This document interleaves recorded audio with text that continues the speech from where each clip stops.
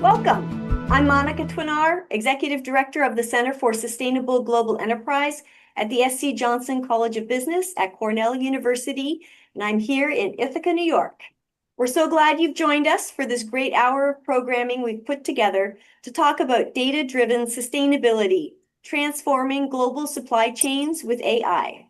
This is a very timely conversation, as I don't often find the words AI and sustainability linked together in a positive context. But this is changing.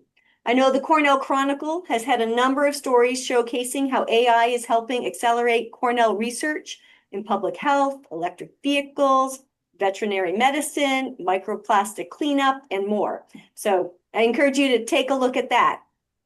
Also, the UN Global Compact, in collaboration with Accenture, recently released a report called Gen AI for the Global Goals. And this was focused on equipping private sector leaders with the tools needed to develop and deploy generative AI responsibly while delivering significant business value. Although we're not focused on this report specifically, today we have a fabulous lineup of speakers who are going to be talking about the work they do and the AI-powered tools they use to drive profitability and address complex sustainability challenges. But before we jump into our conversation, I thought I'd give a quick overview of the center. Last year, the Center for Sustainable Global Enterprise celebrated its 20th anniversary. For 2 decades, the center has been conducting applied research and teaching on the growth opportunities companies pursue through competitive strategies that address the world's most pressing social and environmental challenges. We work with firms and private sector to identify innovative, entrepreneurial, and new business alternatives they can implement to tackle the grand challenges of our time, such as climate change, ecosystem degradation, and poverty.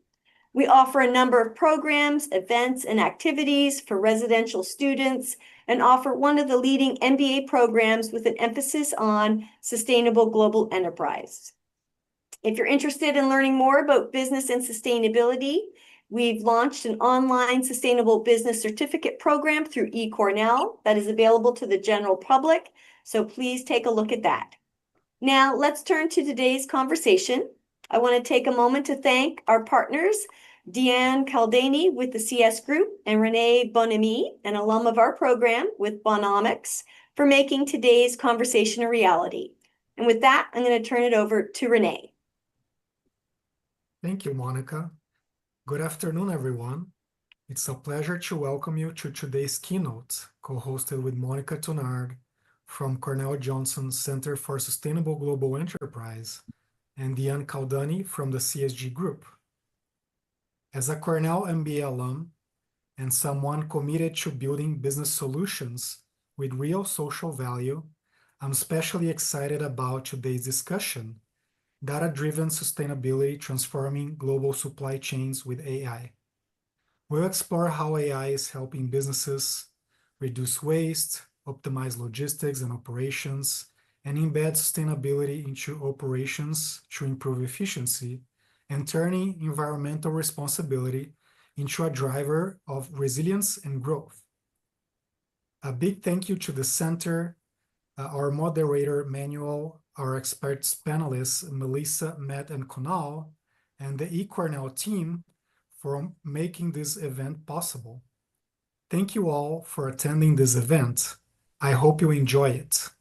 And now, I'll hand it over to Deanne to continue the introductions. Thank you, Renee. Welcome. Knowing that many of you are joining us from different time zones, we are truly grateful that you're taking the time to be here. Now in my 4th year of collaboration with Monica and Renee and the eCornell team, whom I really appreciate and respect, it's my pleasure to co-present another discussion on one of the many facets of sustainability. Sustainability is a vast topic, interrelating our activities that affect all our lives and impact our good Earth. We are facing an onslaught of environmental and social crises that need to be addressed as they become urgent and overwhelming. Individually, there are ways to play a part, Yet it's corporations, large and medium sized, that hopefully will realize the major role they play in reducing emissions, revitalizing biodiverse ecosystems, or improving the well-being of their stakeholders based on their capacities and resources. Every small step to regenerate our planet and empower communities makes a difference. I'm the founder and CEO of Capitalism and the Social Good Group, a collaborative consulting firm at the intersection of innovation and sustainability, concerned about these challenges. And as such, my team is available to assist SMEs willing to review their mandates and purpose by implementing sustainable strategies, which can include obtaining a certification like LEED, WELL, or the B Corp to show their commitment. Today, we are thrilled to have with us a group of knowledgeable speakers who will delve into the intersection of AI and data analytics in assisting decision makers to opt for the best ways to manage their sustainable supply chains, for better sourcing of materials to proper disposal of products. I'd like to thank our panelists, Melissa, Matt, and Kunal, for their participation, as well as our moderator, Manuel, who will introduce them as he begins the conversation. Hopefully you've looked at all their great bios on the registration. So Manuel, thank you for taking over the conversation now. Thank you. Thank you, Deanne and Monica, for organizing the event. Thanks all panelists for joining me today. Very excited. A warning, I have more questions than the time allows us. So if we can be relatively brief on our answers, and we can continue the conversations, of course, offline after this event. Introducing myself really quickly, I have two jobs. One, I'm a visiting lecturer at Cornell and an instructor and facilitator for eCornell. That's a reminder for you that you can learn a lot about AI and digital transformation and supply chains and sustainability, both at Cornell and eCornell classes and certificates. To continue, I also am executive director for a nonprofit called AKFI, Actionable Knowledge Foundational Institute, which is a sustainability association. Focus again, no surprise, on supply chain and AI. And to kick off the panel, please, a very brief introduction, and I'll follow up with the first question. Thank you. So Melissa, would you like to start first with your with your bio? Sure. Hi, I'm Melissa Harkleroad, Director of Research at Boundless Impact Research and Analytics. We are a small women business enterprise that focuses on life cycle assessment and techno-economic analysis to assess technical, environmental, and cost performance of various clean technologies against your competitive benchmarks. Thank you. Thank you, Melissa. And Kunal, please. I'm Kunal Ghosh. I'm an equity portfolio manager here at Virtus Investment Partners. I'm also a Johnson alum, Johnson School of Management, and I am one of the lucky few who is still doing exactly what I learned in the business school, but only with time. What you will hear is that ESG has become a big component of my day-to-day life. Thank you. Thank you. And Matt, please introduce yourself. Sure. My name is Matt Orsag. I'm a co-founder of Arcata Institute for Post-Growth Finance. And our mission is, we're a think tank, and our mission is to normalize the conversation about ecological economics in a post-growth society. But before that, I have been in the sustainability world for about 20, 25 years. I started as an analyst at a firm that ended up being part of MSCI, reading too many proxy statements about governance and ESG issues. And then I joined the CFA Institute and their think tank arm in 2005, and have been researching, writing, and speaking on sustainability issues ever since. And you're probably an expert in using AI now to read large amounts of data. I try to read as much as I can myself, but I do use it occasionally. Thank you. Thank you, everyone. And before we start, I just want to illuminate one key issue is supply chains, which maybe is not so much discussed. We think of sustainability on a case-by-case basis, company by company, the same with ESG ratings and so on. But the supply chains have actually a double responsibility. They have to have their own sustainability strategies and plans to help with reduction, for instance, of carbon footprint, child labor, forced labor, and so on, social aspects. But they also have to satisfy the reporting and the strategy needs of the other companies. As a simple example, if you are a supplier of tires to a car company, you have to take care of your business, which is about recycling, for instance, of tires. And you also have to help the car manufacturers with reducing the carbon footprint, which is or electrification, if it's their mission. So without further ado, and since money is in the focus, and we're very lucky today to have three people very close to finance, I'll start with a question for the whole panel. And as I stated, there is a need for partnership between startups, corporations. You represent different segments of the markets. How do you see this cooperation? And maybe we start with Kunal. Okay. So the way I will start this is by actually telling you a real life story, what I had to experience. So I'm an emerging market equity portfolio manager. Back in 2020, I have all sorts of clients who actually demand an ESG or sustainability focus on my products. Back in 2020, when the good old days, we were still allowed to invest in Russia. One of my biggest holdings was a nickel company called Norilsk Nickel. Norilsk Nickel, it was in Siberia, and they actually, for the nickel smelting, they had diesel in their storage tanks, and they had a massive leak of diesel, which actually covered about 135 square miles. And what was the response at that time? They essentially painted red a part of the Siberian river and so forth. So when we are measuring our ESG or the sustainability impact on our portfolio, we use the third-party metrics, and which Matt just referred to. One of them is MSCI. The other one very commonly used is Sustainalytics, and there are quite a few other vendors. All the vendors were completely frozen. They did not change any of the metrics on Norilsk Nickel. And in the meantime, it was all over the press. Clients are extremely unhappy that why am I still holding on to Norilsk Nickel? And I have no metrics based on which to change. So, and why is that? An average sell-side analyst, like say from Morgan Stanley or Goldman Sachs, who are covering the financial statements, an average analyst covers about 20 companies. An average ESG or sustainability analyst covers 70 companies, 70.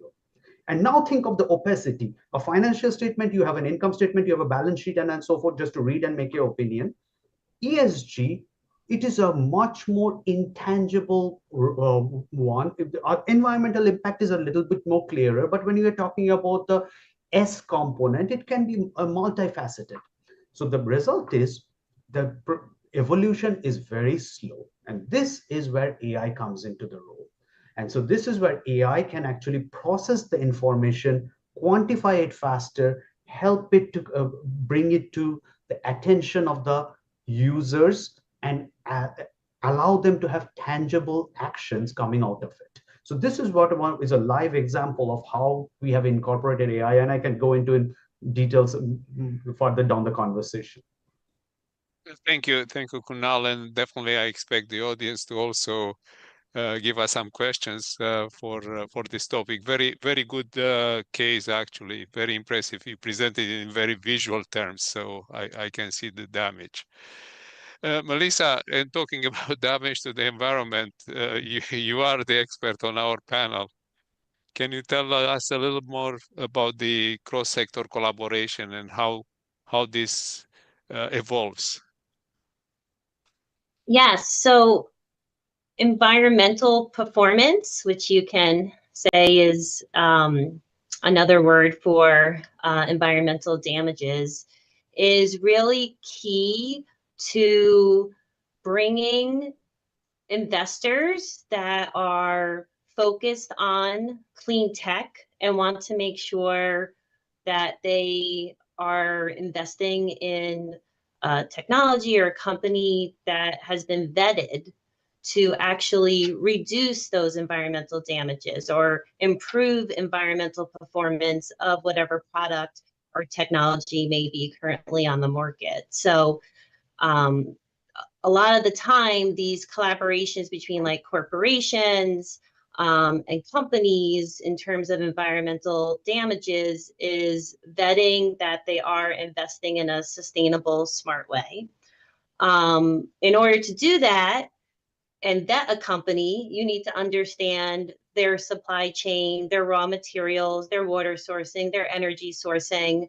And a lot of the time that can be very resource intensive to get all that information together, process that information.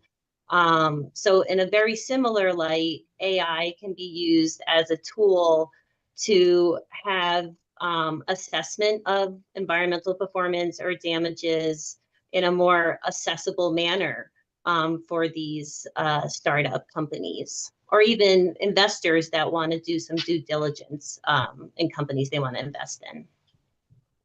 And I can't emphasize enough the need for due diligence, because as Kunal already said, if you have 70 reports to read, Matt mentioned reading them one by one, that takes a lot of effort and time and concentration. Not to mention that ESG reporting is not standardized yet. And as we mentioned also, the social part is not quantifiable. So if you submit it to quantify, analysts that work with quantifiable data, social is a big challenge. Environment is a little bit more measured. And Matt, would you like to add to the collaboration piece? Yeah, no, I think a lot of great stuff has been said so far. So I'll just add, I think like any tool, AI is just a tool, and we can use it well and we can use it poorly. And I find the people I talk to in the sustainability world and myself, we use it a lot to help us sift through to see what to read, and then we do, have to read it ourselves. If there's 70 papers on a topic to read, we're probably not going to read all of them, but we might use AI along with the old, word of mouth from colleagues and friends to see, what is worthwhile.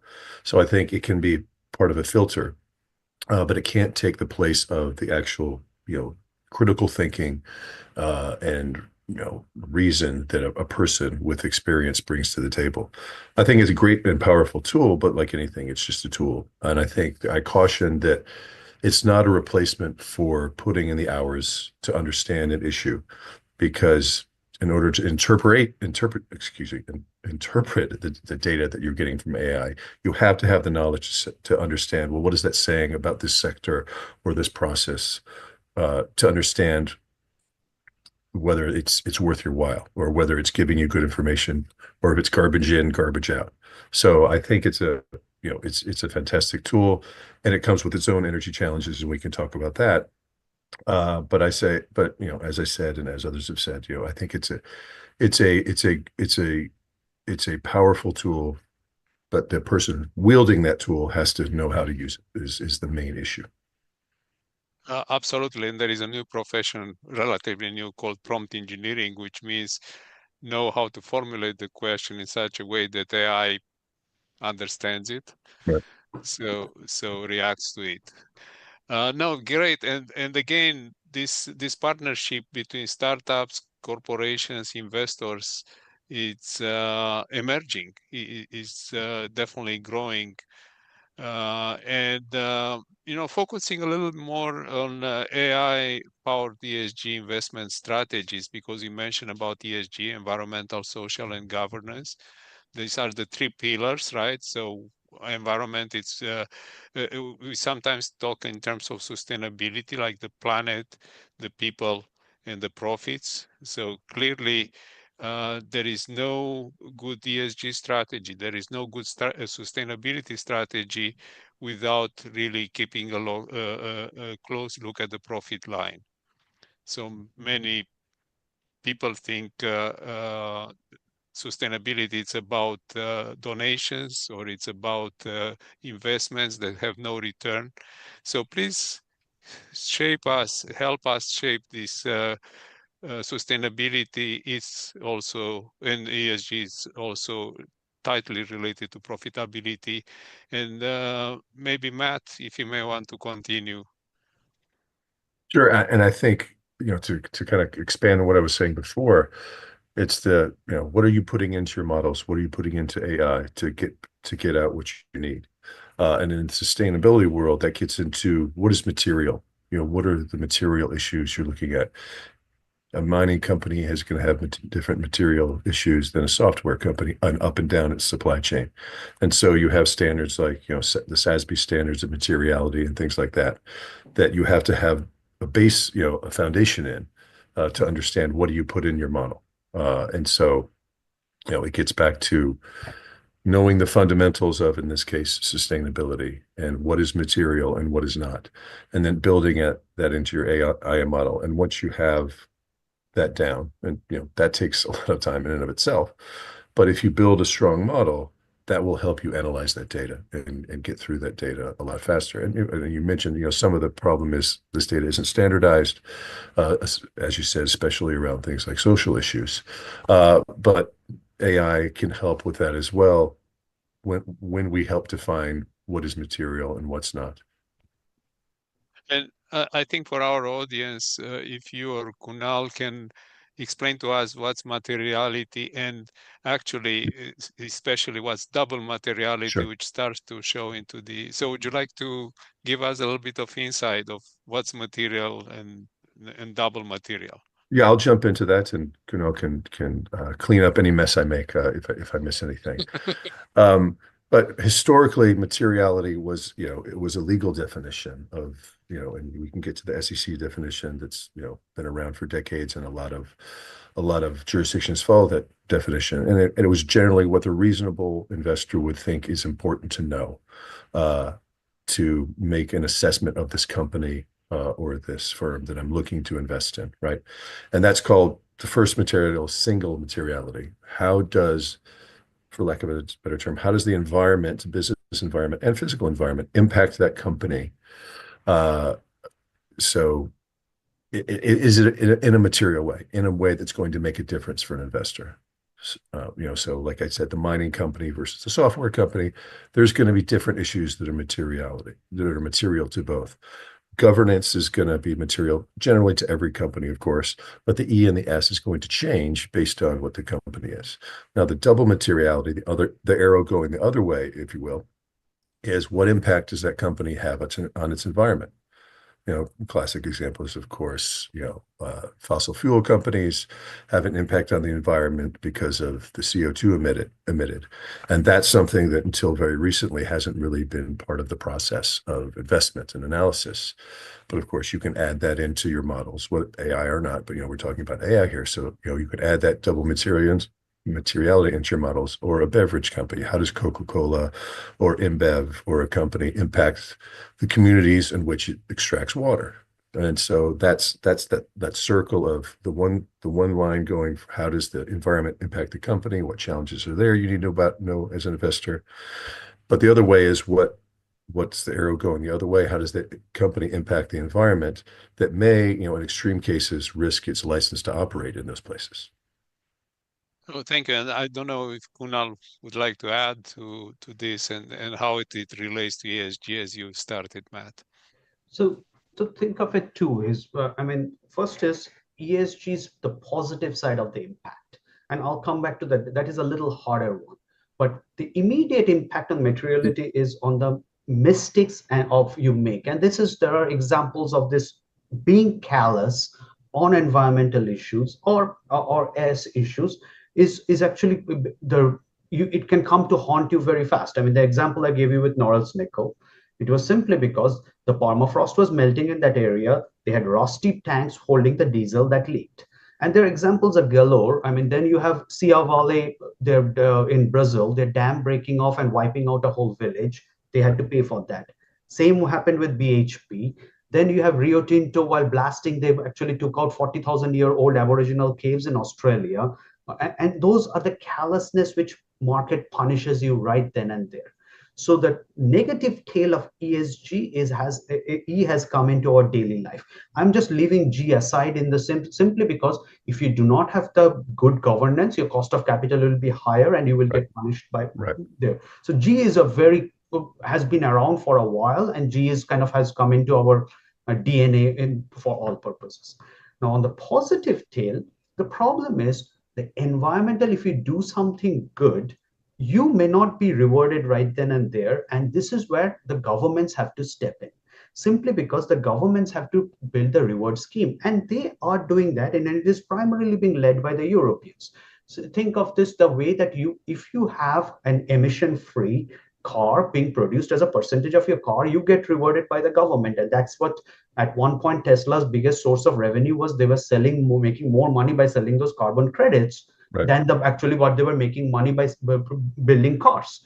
So that's where more and more and more, if you preserve the water table, you will get rewarded by the government. And so for the materiality on that positive tail of being rewarded for doing something nice, that has to come from the governance, from the country's government, and that is the main thing which is still missing.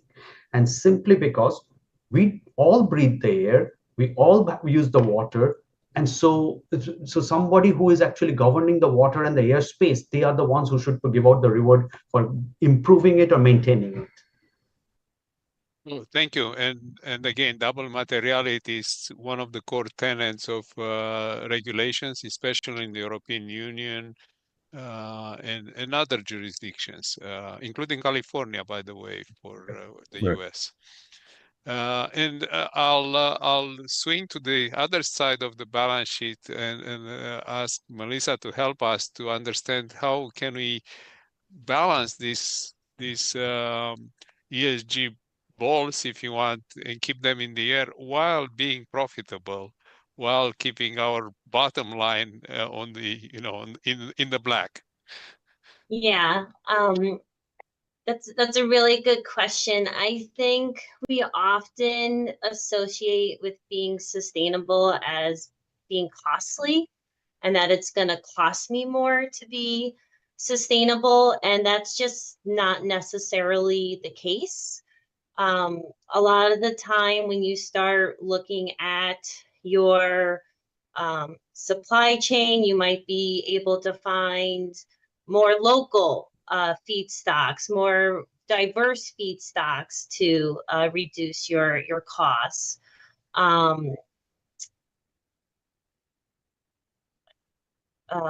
Sorry, I had a little bit of a brain fart. Can you ask me the question again? Sure. I was asking you to put it on the positive side of the Oh, balance the sheet. side. Yeah, you're right. Thank you. So, that's an example for feedstocks, but also in terms of carbon credit revenue, right? So as the other speakers were alluding to, when you're looking at renewable fuels, you have the California Low Carbon Fuel Standard for carbon removal and capture. There's a lot of credit markets out there, even standalone organizations like Puro Earth or Isometric in the States that are giving carbon credits, monetizing those carbon removal capture credits. So your process, if it is sustainable within itself, can be a revenue stream in terms of credits that you're generating and then can sell. So that's another aspect of thinking about sustainability and profitability. And then lastly, I'll just share that there's also customers and consumers that care about buying sustainable products. And there's really great certifications out there. Most recently, I've been working with the Responsible Steel Standard, which is a European-based standard, but applied globally, including in the United States. And that standard is driving steel manufacturing and the upstream supply chain to be more sustainable, and therefore from their downstream customers like Toyota or BMW, and they're purchasing that steel. Not only is the steel manufacturer now being more profitable because they could sell low carbon steel or responsible steel to their customers, now that customer can highlight that they have a more sustainable car. So it's also, I guess, looking at the economy of things and how sustainability, profitability can happen in that context. And thank you, everyone who actually pointed to really great examples of how the supply chain plays a role. And thank you, Melissa. Yes, if we start to think positively about ESG and sustainability, we'll find, if nothing else, cost reductions, better processes, cheaper processes. And it's in many ways, to me, it's a mindset as well for the executives. Is okay, if you look for justifying it as a cost and as a price and it's terrible, then that's what you end up. You go to the CFO and the CFO says, sure, it cost you so much. And I think the intangible is the fact that actually cost avoidances are not on the balance sheet. It's only the hard costs. And Right. I save $10 million, it doesn't show on the bottom line or on the financial reporting. Maybe we need to change something there, but we'll reserve it for our next chat. I want to bring now AI more into the focus, because all this, there is AI in the background, and we talked about AI in different, but consider the supply chain. Consider that pretty much every component of the supply chain, any participant has a customer and has a supplier, up to the end user, usually the consumer or the B2B market. So how AI can help in this linking this supply chain? And to mention, today's supply chain, it's usually based on a request to demand or a request to deliver a service or a product, and there is no really sustainability request attached to it. Now it's coming in the form, give me your data about sustainability, and the suppliers are starting to say, what is that? So how AI can fit in this picture of really how it transforms the investment decisions, looking from the investment, from the savings we can realize, and how can we use AI in an efficient way for the suppliers and their customers? Who wants to start? I'll Break happy the to ice. I'll be happy to start, and then hope maybe I can say the least, and then put the pressure on the other people to say more. No, Perfect. but I would, I would say that, it helps you, as as I alluded to begin, it's a tool that can help you track things and analyze things more quickly and more efficiently. So if you're a firm with 2 suppliers, you may not need to use AI very much at all. It's quite simple. But if you have hundreds of suppliers, even thousands of suppliers, it's just going to help your team who's in charge of that in that process. And again, you have to build it in the front end to make sure it's working properly. But once it is, you can track the supply chains, up and down your supply chains. Are there any ESG issues in those supply chains that may not have come yet, but your AI systems are telling you that there may be a red flag here, or there may be a green flag, for lack of a better term, of this supplier is doing things more efficiently, doing things better, maybe shift more of your supply chain to them. Those kind of things. Just being able to analyze the data in a more efficient way.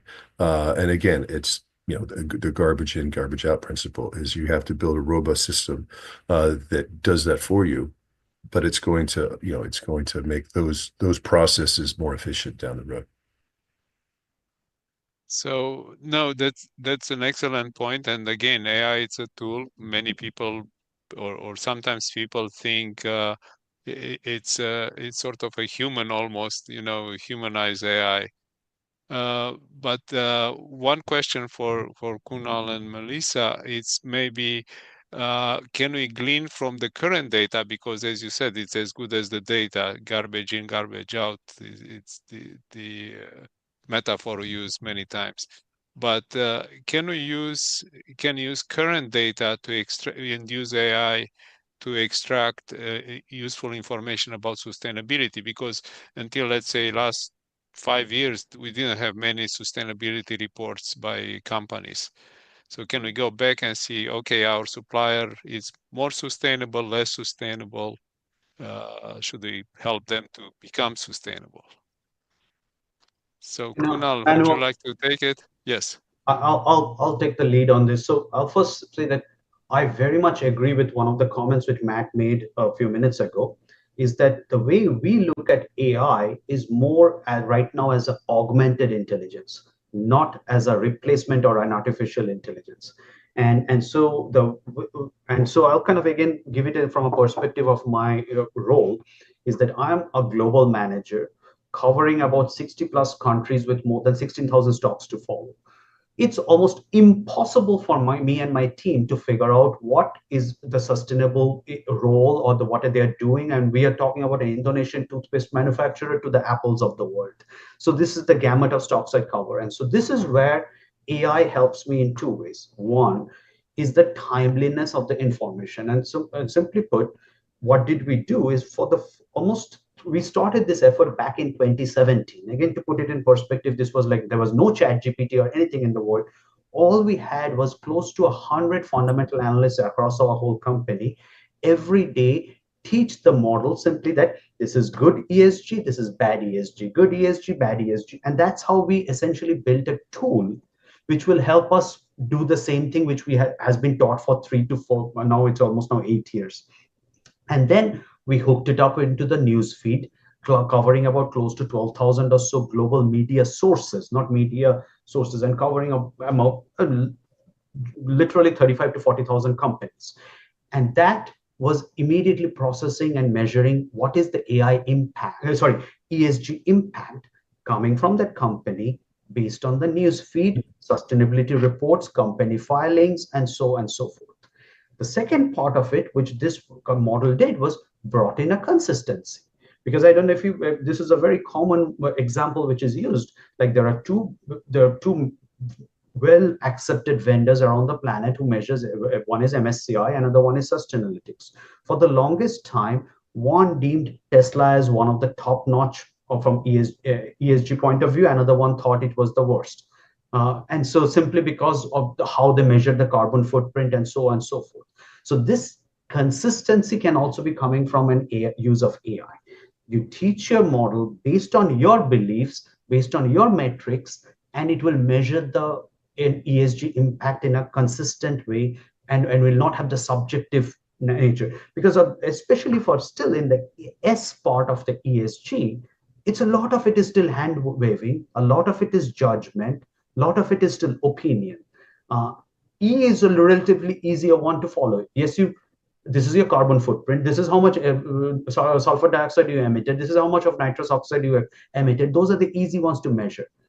Where it becomes very difficult is on S to be consistent and take away the subjectivity. So this is where one of the roles we are finding of AI, but again, as augmented intelligence, not as a replacement.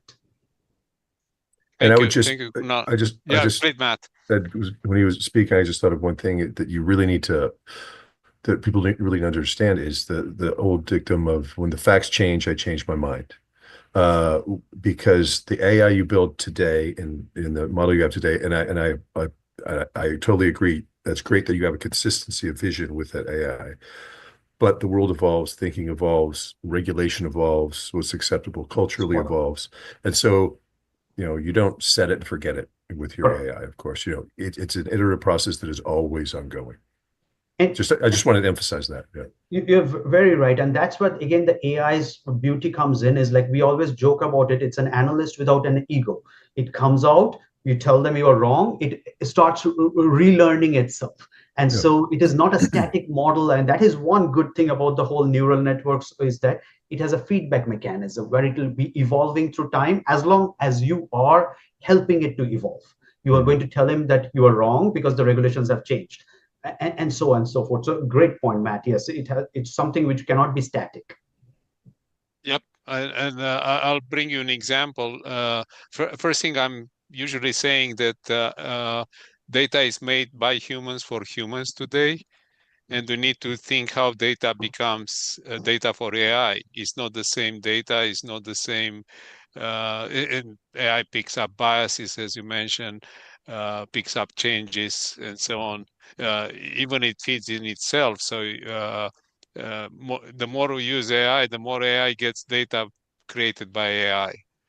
But I'll bring the question to Melissa also in terms. How do you see AI? How do you see the role of AI in ESG and sustainability in the supply chain? It's a 4 points question. Well, at Boundless, we are looking at more of a specific product or a specific technology. So not so much like the ESG corporate scope 1, 2, and 3. We're working with companies to get the carbon environmental product footprint, the carbon intensity, the sustainable impact of a particular product or technology. And AI is used in a similar manner to be more efficient at culling those emission factors. So the greenhouse gas emission factor, the water footprint, the biodiversity footprint associated with different raw materials that are being used by the company, different types of energy sourcing. It's absolutely not a replacement, as the other speakers have said, but it enables us to do things a little bit more quicker and then have a more senior person take that information and make sure it's not like hallucinating data that it may be giving us, that there's no misinformation there or outliers. I do think we are at a very beginning stage of using AI to cull these environmental impact emission factors. There's a lot of complexities, such as emissions are regional specific. It depends on what electrical grid you're using. It depends on your particular site setting. There's also hard to quantify environmental metrics like biodiversity, plastic material content. It's not all just like air emissions driven. Right. So AI can help, but we are still like training it and trying to get it to a point where we have the confidence that it's pulling those environmental performance metrics that are truly representative of the product or the technology in the region, geographically, in the temporal aspect of what we're analyzing. So just going back to like what Matt said, AI is a great tool, but at the same time, there still needs a lot of massaging and training to go into it. And you always need to look at it from like a third party point of view. Don't just take what it gives you at face value. I think that could lead to very dangerous outcomes. I was wondering if you have an example.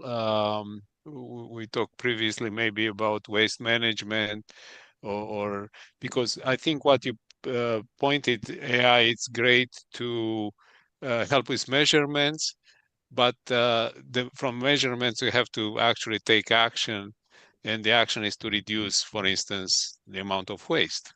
Mm-hmm. Yeah, so for instance, say you're just using the AI information that you pulled, and it's saying that this particular raw material has the highest GHG footprint or results in you having a higher waste stream from your production process, and you start taking action on that, you're spending money taking action on that. What if that's not 100% accurate, right? So I think it's just being a little precautionary at this point when you're using AI to say that this particular performance metric is representative of my specific situation or product or technology at this point in time. And actually, as you're speaking, one person from the audience is asking, how do you check the accuracy of the AI results you use? So do you have a human in the loop? You have another AI in the loop checking on the first one?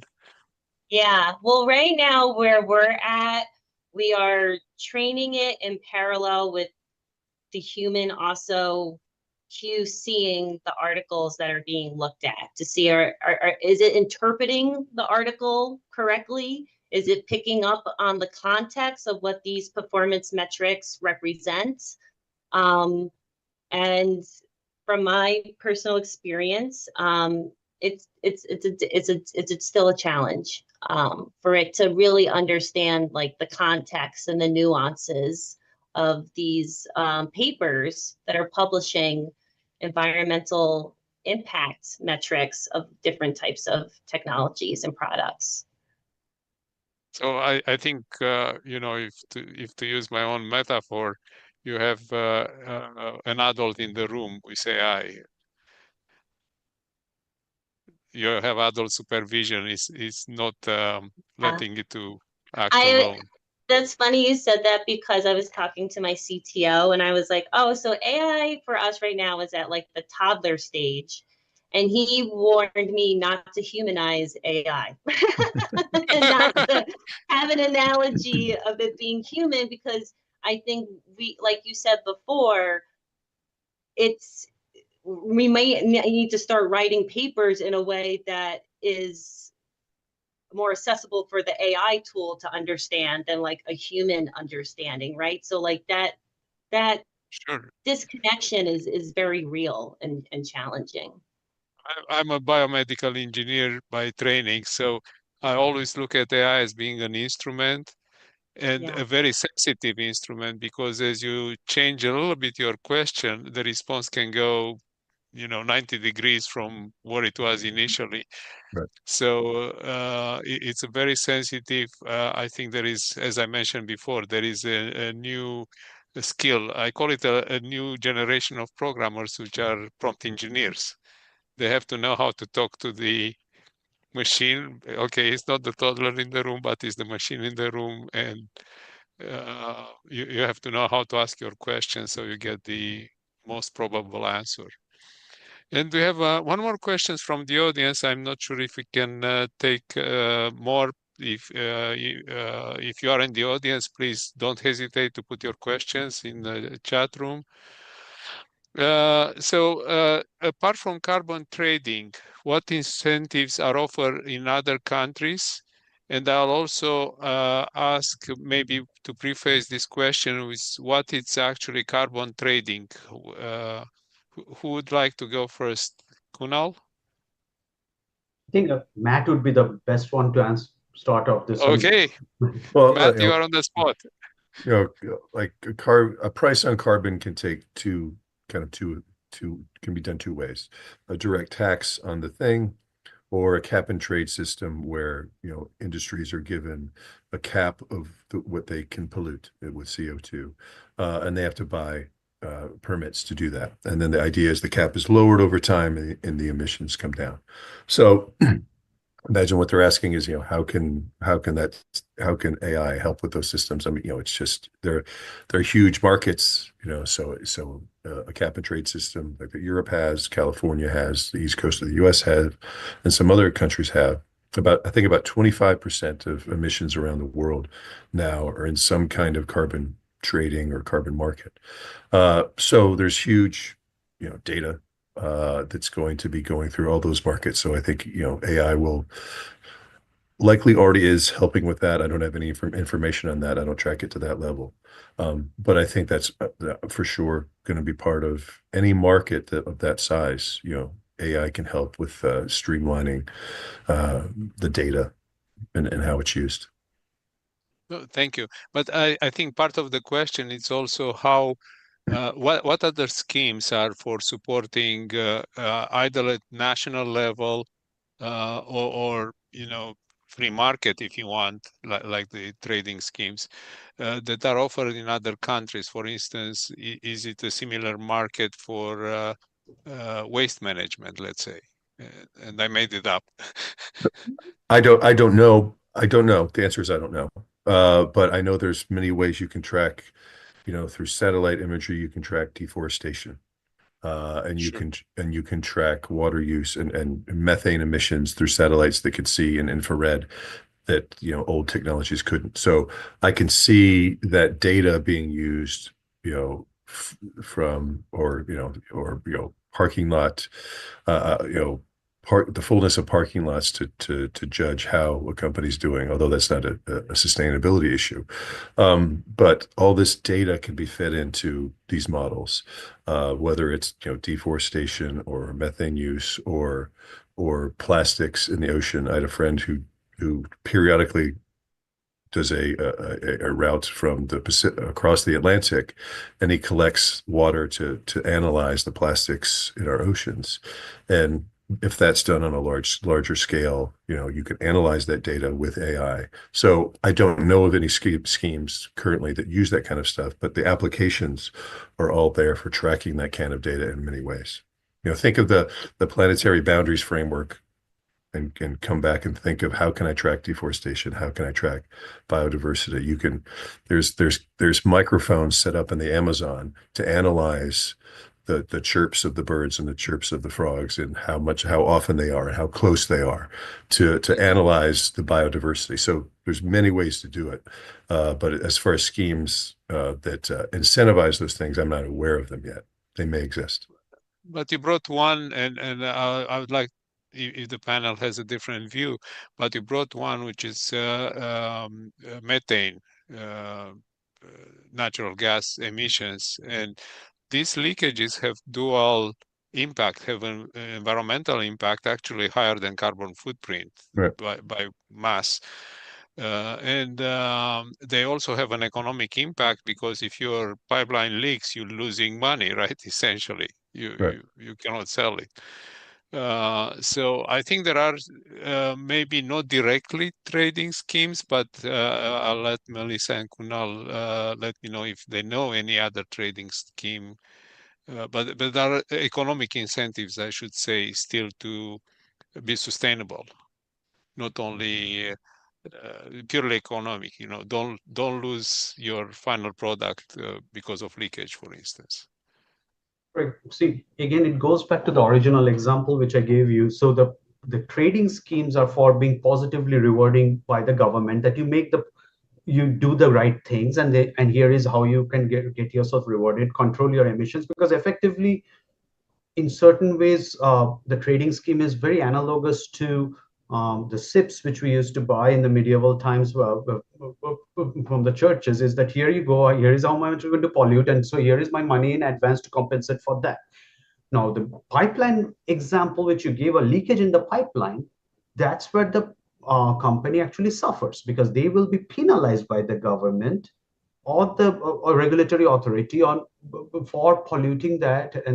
And there already AI is in play, not simply because it is for the detection of quick leakage quicker and so on and so forth. I mean, so that has been evolving through time, and it is something which the companies are becoming more and more better on it. And then, as Melissa was saying, that as things evolve, as the materials become better through time, I mean, those things will become in our DNA.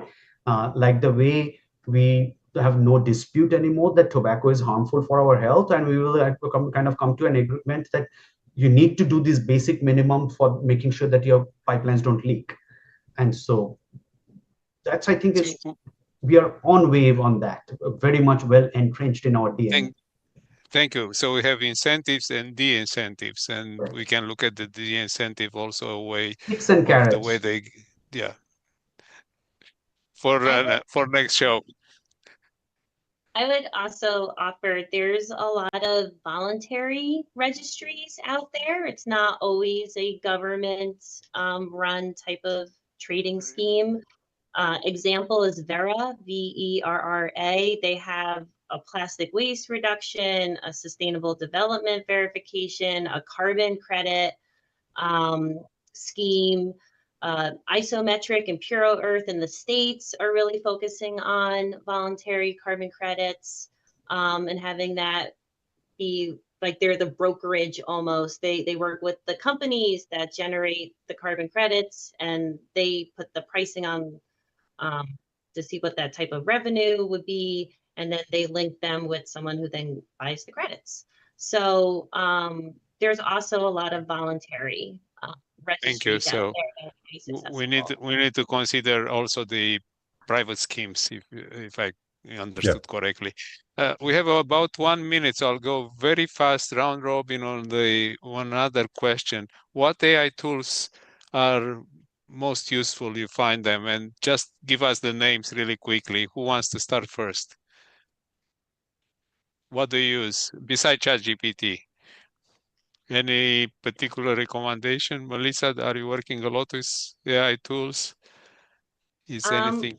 We're working on our own LLM, and I'm not a computer programmer to really talk smarts around what type of software we're using.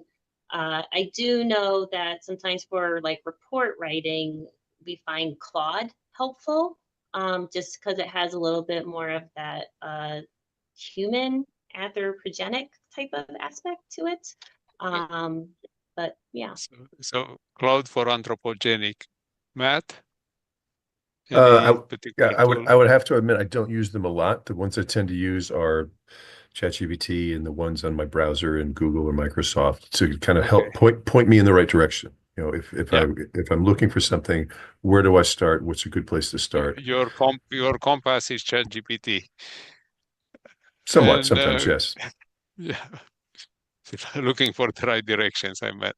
And Kunal?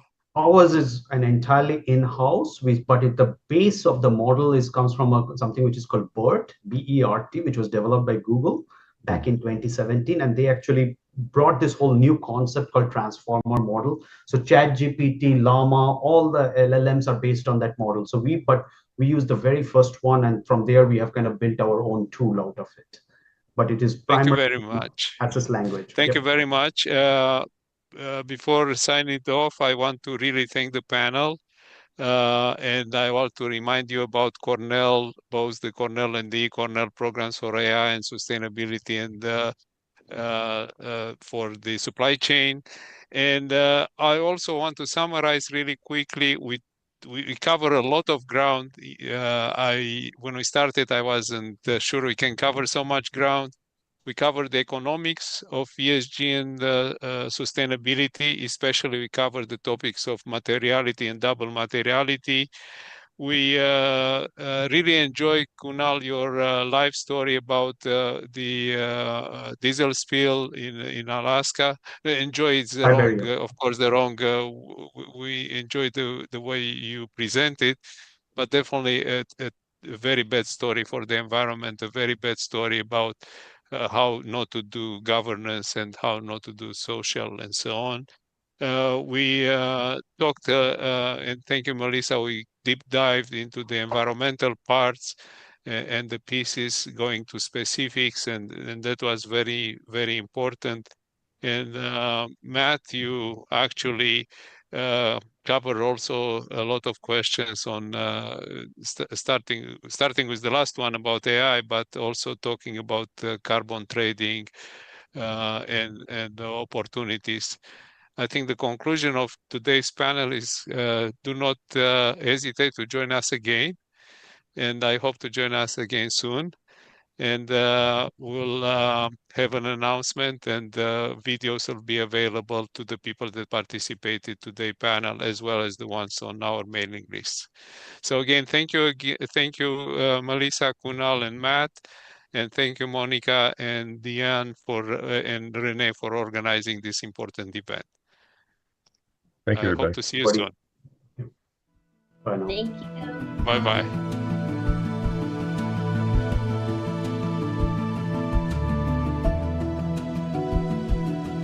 Okay. So Monica.